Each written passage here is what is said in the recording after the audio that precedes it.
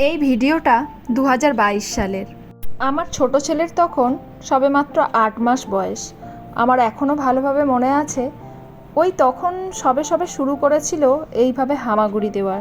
ভাগ্যিস আমি সেই মুহূর্তে ভিডিওটা করে রেখেছিলাম। আজ গ্যালারিতে দেখলাম এই ভিডিওটা রয়েছে, তাই ভাবলাম এটাই পোস্ট করি আজকে। সম্ভবত আমার বড় ছেলে তখন ড্রয়িং করছিল, ওর কাছে অনেকগুলো কালার পেন্সিল, তুলি এইসবগুলো ছিল।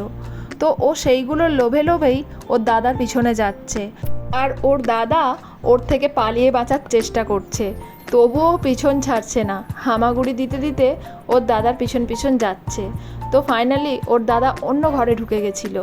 বেচারা অনেকক্ষণ থেকে দাদাকে কনভিন্স করার চেষ্টা করছিল যদি ওকে একটা কালার দেয়, কিন্তু ওর দাদা দেয়নি, কারণ ওর যা জিনিস তখন নিত সবই মুখে পুড়তো। তো ফাইনালি ও বুঝতে পারলো ওর দাদা ওকে কিছু দেবে না, তাই হাসি মুখে আমার কাছে ফিরে আসার জন্যে দেখলো। তারপরে আবার নিজে নিজেই আমার কাছে হামাগুড়ি দিতে দিতে চলে এলো। তখন ওর চেষ্টা দেখে মনে হতো যে খুব তাড়াতাড়ি হাঁটবে, কিন্তু তা হয়নি। ও হাঁটতে কিন্তু অনেক দেরি করেছে। আর ও কথাও আমরা ভেবেছিলাম অনেক তাড়াতাড়ি বলবে, কারণ প্রায় 7-8 মাস থেকেই ও অনেক কিছুই বলতে শিখে গেছিলো টুকটাক, যেমন বাবা, মা, কাকা।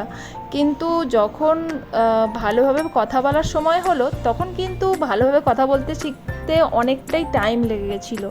তো যাই হোক, এই যে মিষ্টি মুহূর্তটা আমি ক্যামেরাবন্দি করে রেখেছি, এর জন্য নিজেকে নিজেই আমার সাবাসি দিতে ইচ্ছে করছে। ভিডিওটা কেমন লাগলো আপনাদের অবশ্যই বলবেন।